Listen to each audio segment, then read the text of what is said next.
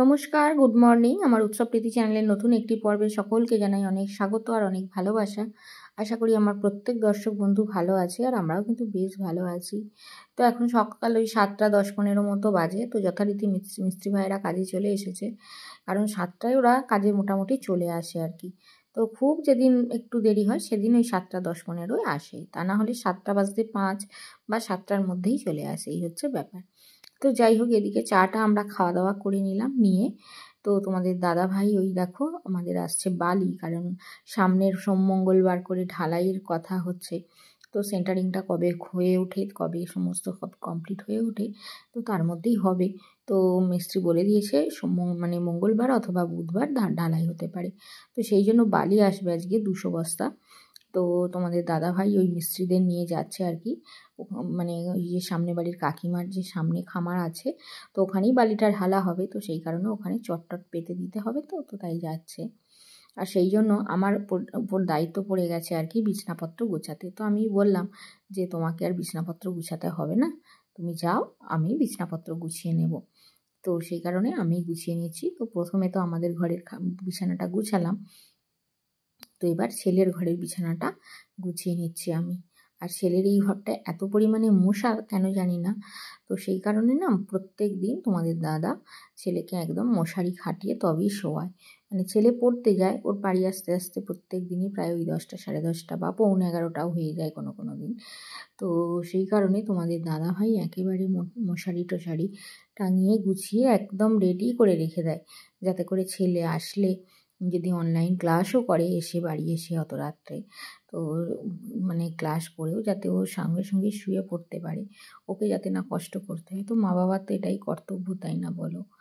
প্রত্যেক মা বাবাই এরকমই হয়। তো ছেলে মেয়ের কষ্ট মা বাবা চোখে দেখতে পারে না, এই হচ্ছে ব্যাপার। তবে সর্বক্ষেত্রে নয়, ব্যতিক্রমীও আছে। তো যাই হোক, ব্যতিক্রমী ঘটনার দিকে আমি আর যাচ্ছি না, আমি নর্মাল যেটা হয় সেটাই বলছি আর কি। তো যাই হোক, অনেক বকবক করে ফেললাম। এখন কাজটা চটপট করে নিই আবার রান্নাবান্না দৌড়ঝাঁপ, সারাদিনের দৌড়ঝাঁপটা তো প্রচুর পরিমাণে হচ্ছে। আর আজকে না শরীরটা খুব একটা ভালো লাগছে না, যেন মনে হচ্ছে যে কাজকর্মে এনার্জি লাগছে না, একটু শুয়ে বসে পড়ি এরকমটা মনে হচ্ছে, কেন জানি না। তো ওয়েদার চেঞ্জের সময় তো সবারই মোটামুটি বাড়ির জ্বর সর্দি হয়ে গেল। ছেলের হলো, আমার শাশুড়ি মায়ের তো আগেই হয়েছিল, খালি মাত্র বাকি আছে আমি। তোমাদের দাদারও বেশ কয়েকদিন আগে সর্দি মতো ভাব লাগছিল, বলছিল। তো আমি এখন একদম বাকি আছি, তো জানি না, আমারও মনে হয় হবে। তো সেই জন্যই শরীরটাই খুব একটা ভালো লাগছে না। তো তাই তোমাদের দাদা আসলো, আবার ওকে বলছি যে শরীরটা আমার খুব একটা ভালো লাগছে না।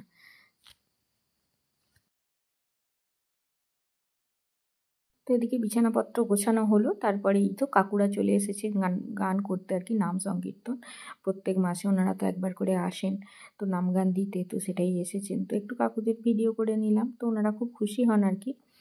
তো যথারীতি সবজি আনাজ নিয়ে বসে পড়লাম কাটাকোটা করতে। তো আজকে শাশুড়ি মায়ের শখ হয়েছে উচ্ছে শাকের চচ্চড়ি খাবেন। তো ওই পিছনের দিকে একটা উচ্ছে গাছ হয়েছিল, তো সেই কারণে উনি আবার তুলে নিয়ে এসেছেন চচ্চড়ি খাওয়ার জন্য। তো দেখছি ওটাই তো চচ্চড়ি করব। আর ওই মিস্ত্রি ভাইদের আজকে ভাত দেওয়া হবে, তো সেই কারণে ওরা তো আর এই চচ্চড়ি খাবে না, উচ্ছে শাক তিতো জিনিস। তো যাই হোক, দেখি ওদের জন্য ডিম আলুর একটা তরকারি বানাবো, আর ডাল করব, একটা কিছু ভাজা। আর আজকে না মিস্ত্রি ভাইদের ভাত দেওয়া হবে। তো গত পরশু দিন দেওয়া হয়েছিল, দুজন মানে কাজ করছিল, আজকেও 2জন কাজ করছে। আর গতকাল 4জন কাজ করছিল, আর ভাত দেওয়া হয়নি, মুড়ি দেওয়া হয়েছিল। তো 2জন করে কাজ করলে ভাত দেওয়া যায়, অসুবিধা নেই। আর বেশি মানুষ কাজ করলে না ভাত তখন মানে একটা হাতে তো আমি সবটাই, সেই রান্না বান্না মাজা ধোয়া কাটা বাটা সবটাই একা হাতে করতে হয়। তো সেই কারণে না 2জনের বেশি কাজ করলে আর ভাত দিই নাই, হচ্ছে ব্যাপার।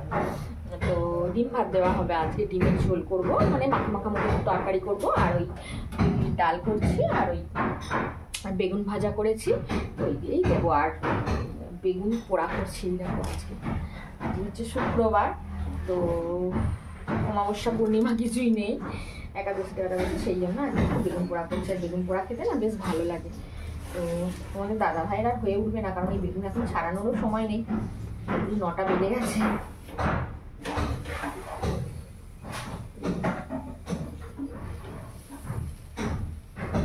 আর এদিকে ডালটাও হয়ে গেছে, এবার নামিয়ে নেব।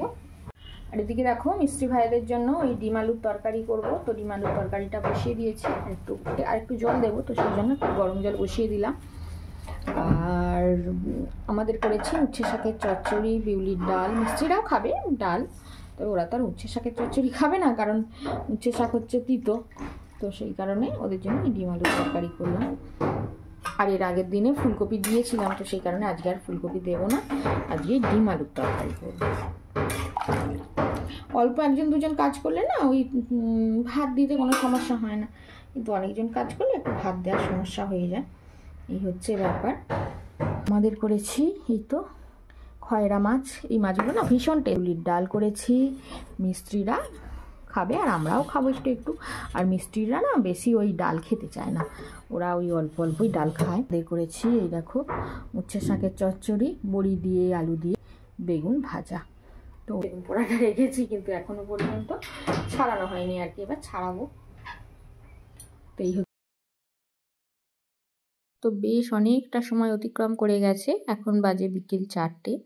তো এই মাত্র জাস্ট আমি স্নান দান করে এই চুল টুলগুলো আঁচড়ে আসছি। তো ছেলের ঘরের বিছানাটা তুলেছিলাম কেচে দেবো বলে, কিন্তু আজকে না সময়ের অভাবে একেবারেই মানে কাঁচা হয়েই ওঠেনি, কারণ ওই যে বালির গাড়ি আসছিল এক এক করে, তো সেই বালির গাড়িগুলো থেকে যত বালি গুনে গুনে নামানো এইগুলো করতে হচ্ছিল, তো সেই কারণে আবার মিস্ত্রি ভাইরা আজকে ভাত খেলো।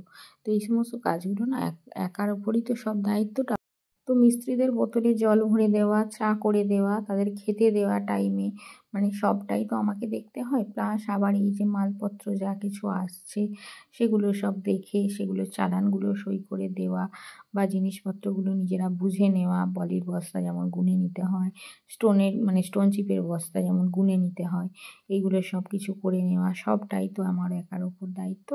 তো সেই কারণে আমার উপর একটু প্রেশারটা পড়ে যাচ্ছে, তো অসুবিধা কিছু নেই, এই কয়েকটা দিন তো মানিয়ে নিতে পারবো, সমস্যা নেই।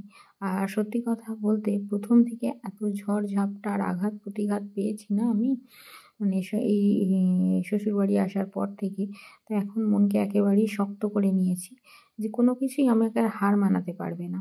তো এই হচ্ছে ব্যাপার। তো যাই হোক, আর আমার ঈশ্বর আছেন আমার সাথে, আমি এইটুকু সব সময় বিশ্বাস করি কথাটা। তো ঈশ্বর আছেন বলেই অসাধ্য সাধন করতে পারছি, না হলে এই অসাধ্য সাধন করা আমাদের মতো অতি সাধারণ মানুষের কর্ম নয়, কারণ যেখানে লক্ষ লক্ষ টাকার দরকার, তো সেখানে আর কি ভাবতেই পারিনি আমরা যে আমরা কিছু একটা করব বা এই ঘরবাড়ি তৈরি করতে পারবো। তো যাই হোক, অবশেষে করতে পেরেছি, এটাও একটা ব্যাপার, ঈশ্বর পাশে আছেন বলেই এটা হয়তো সম্ভব হয়েছে, তা না হলে কোনো দিনই হতো না। তো যাই হোক, এই সমস্ত কথা থাক, এখন দেখো বিছানার চাদরটা ভালো করে পেতে নিই, কারণ আবার ডিঙ্কা চলে আসবে, পড়াতে বসবো।